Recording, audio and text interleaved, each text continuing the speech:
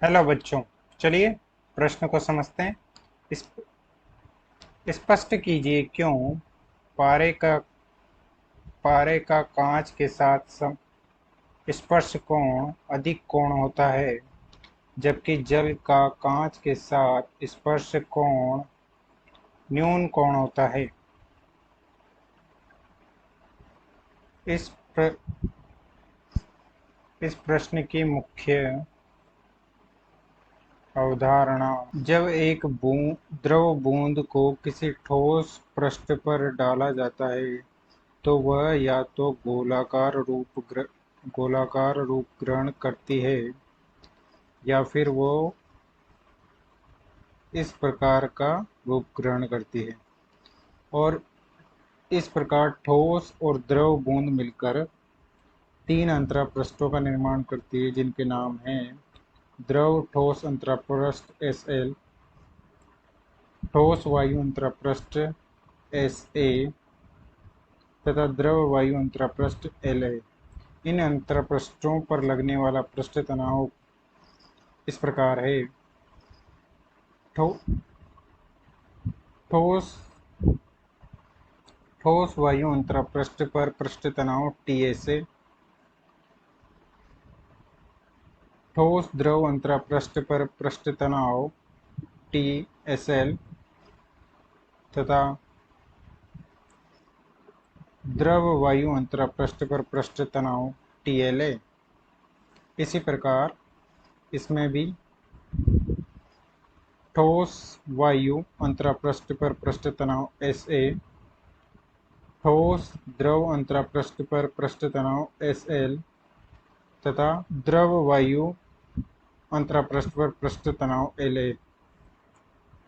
तो बिंदु और ये बिंदु O है, इसमें भी ये बिंदु O है। इस बिंदु O पर अणु के संतुलन के लिए पृष्ठ तनाव ठोस वायु अंतरापृष्ठ पर TSA बराबर पृष्ठ तनाव ठोस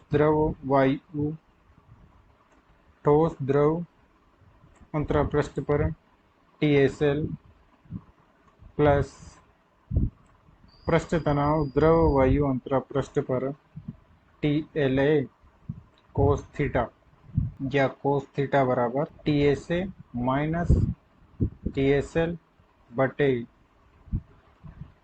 TLA। अब चलिए प्रश्न को हल करते हैं। पारे एवं कांच के लिए ठोस वायु अंतरापृष्ठ पर पृष्ठ तनाव TSA कम होता है ठोस द्रव अंतरापृष्ठ पर पृष्ठ तनाव TSL से। अतः मुख्य अवधारणा से cos theta TSA minus TSL बटे TLA,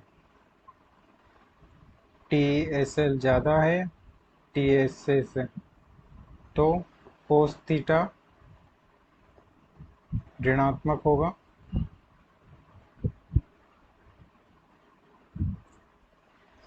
और कोस थीटा का ऋणात्मक मान 90 डिग्री से ज़्यादा पर होता है, अतः अधिक कोण होगा। जबकि जल के लिए ठोस वायु अंतरापृष्ठ पर पृष्ठ तनाव TSA ज़्यादा होता है ठोस द्रव अंतरापृष्ठ पर पृष्ठ तनाव TSL से। कोस थीटा बराबर TSA माइनस TSL बटे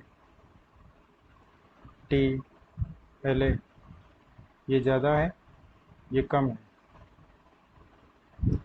तो कोस थीटा का मान हो जाएगा धनात्मक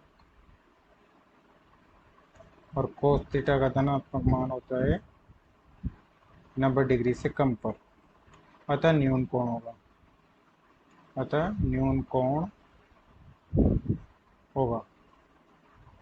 अतः मुख्य अवधारणा के आधार पर हमने सिद्ध कर दिया है। आशा करते हैं आपको समझ में आया होगा। धन्यवाद।